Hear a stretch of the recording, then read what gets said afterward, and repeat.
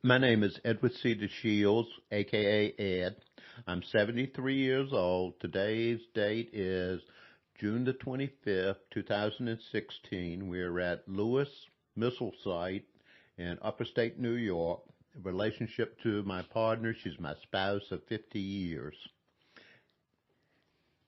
My name is Joanne Deshields. I'm 71 years old. Today's date is June 25th, 2016. We are at Lewis Air Force Missile Site, and I am Ed's wife of 50 years. I was stationed at Plattsburgh Air Force Base from 1962 to late 1965.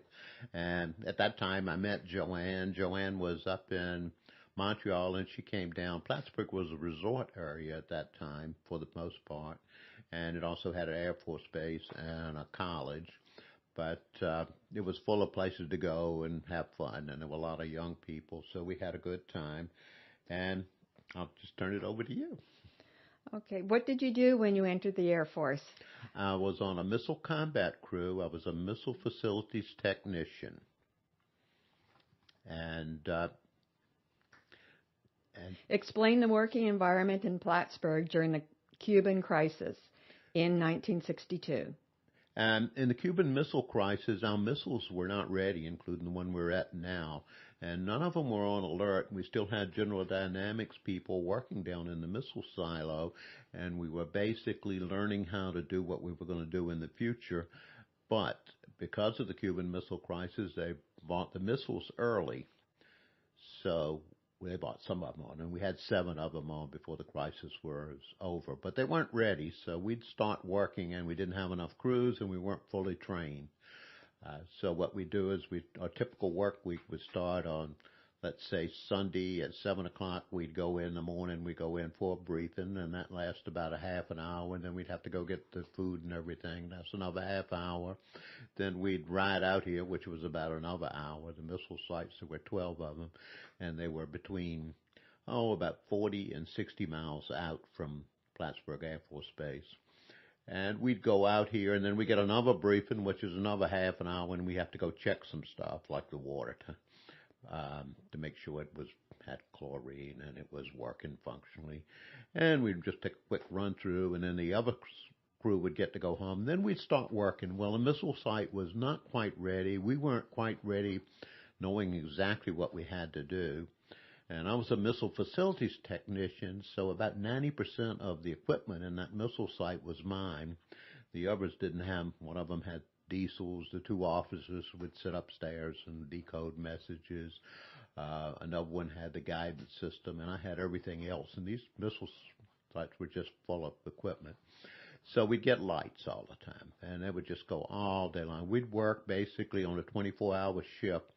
We would be awake about 22 hours. So at the beginning, we were getting about 2 hours. And first thing we do, we get a light upstairs, and you had to figure out whose equipment it was. And it was always mine because I was the missile facilities technician.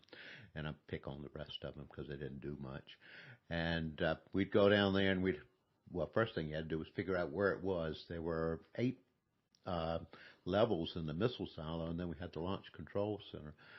So you had to figure out where it was. Then you had to figure out what to do, how to write up the problem so you could get somebody out here to fix it. And that just went on day after day for tour after tour. Then you get to go home the next morning. Again, the other crew would come out, and you'd go through a little briefing. It was about 45 minutes before you got to go home. And that was another hour right back. And since you hadn't slept much the night before, you would take a nap when you got home for at least 3 or 4 hours, then go out that night because we were young and do whatever it was we were going to do. And then the next day you had to go to class for 8 hours to learn how to do what you've been doing the day before. And then the next day you did the tour again, and then it just went on all week like that, week after week for about 4 or 5 months. And we didn't have enough crews. We had, you were supposed to have a minimum of 3 per site, and we just did have that, and we had 7 on by the end of the Cuban Missile Crisis. Then the rest of the remaining sites came on not long after that, but they were all in in not the greatest of shape, and we had two modifications after that. The Atlas F was a brand new missile in the sense that it was in the ground all the way down, and it was raised up. The other missiles were laid down vertical, and then they went up. But this one was the only one that had a 17-story building underground and a 2-story building on the other. So it was the first one that they did that. Later on, all of them were like that. And then the rest of them, the Titan and the Minuteman, the Titan II and the Minuteman, could be shot out of the holes. Ours had to be raised. We had to load liquid oxygen, and there were about 12,000 gallons, maybe 20,000. It was a lot of liquid oxygen, and you had to, but we didn't do that, because that was only when you were going to shoot it, or if you were playing like you were going to war. And so it was an exciting time, and then after that, it took about a year before everything got settled down, and we had enough people, and then the life got to be relatively nice for about the last 2 years, and then they got rid of them because they were expensive to maintain, and you couldn't shoot them out of the hole. You had to raise them.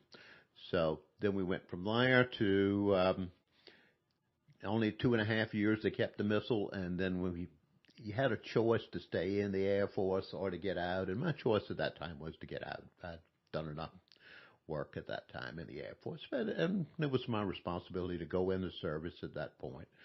So I'd done my duty, and I got out, and then I went to Hartford, Connecticut, and went to work there for a while. Then I went to South Carolina and went there for about 10, 12 years, and now we're in Austin, Texas.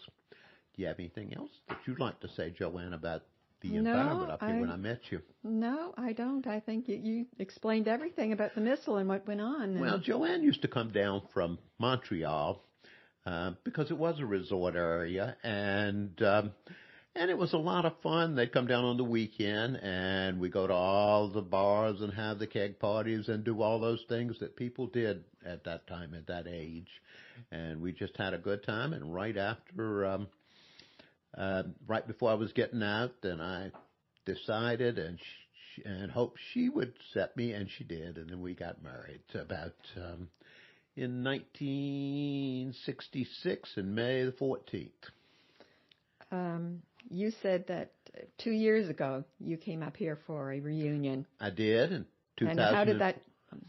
In 2014, I came up here. There was an Australian that owned the missile site, and he'd done some work on it, not like the group today has done, but it was to go down in that hole for the first time in 49 years in the Launch Control Center was an amazing feeling, especially when you put so much effort into it when you were younger, just to try to keep. We weren't really trained, and it was all new, so there was no experience. You just had to learn as you went along. And so it was a big effort then. It was an emotional thing to go in that hole for the first time out of it. It's hard to describe how emotional that was to go down that hole for the first time after 49 years and look into the Launch Control Center. And now what about today?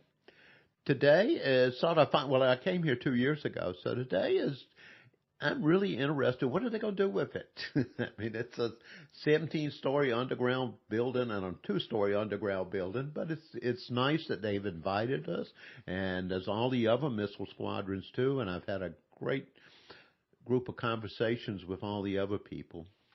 And that's been very enjoyable. And plus, we rode around Plattsburgh, and we looked at the old places we used to go to. Some are not quite where we used to go to Brody's and dance, and they had about 1,000 people or so that would go in there every Friday, Saturday night, and Sunday night wasn't quite as many.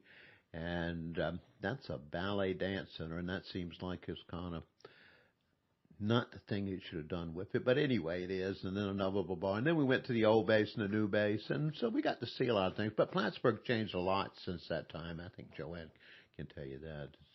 It's a totally different town than it was then. It's growing up. It has. Lots happening here now. Yes, it is. Is there anything else you'd like to add? Or? Tell me a little bit about you coming down on the weekend. No, she doesn't want to talk, but that's okay. I'm doing the talking. Okay. Any other questions for each other before we end? No, I think that's it. I think today we're going to have a wonderful experience. I'm not sure. Are you going down in the hole? We are. You are? You are too. Wow. That'll be an interesting thing to see. Yeah. Yeah. So we're getting ready to go do that. That's the next thing on the agenda. And then we have speeches this afternoon. But I really think, what's the name of the company? Unconventional, Unconventional Incorporated, for having us here and for all of the activities they planned and for all of the people that are coming down too. It's just really a great thing. Unconventional concepts. Okay. Do you have anything you would like to ask us? No, not a thing. Well, thank you, Ed. Well, thank you I'm for sure having our us in here. Children will enjoy listening to this. I know and it. if it's going to be And I archived, like maybe listening it'd to be it. lovely. Our Yes, grandson yes, is we'll. fine. Yeah, he'll enjoy it too. Thank you.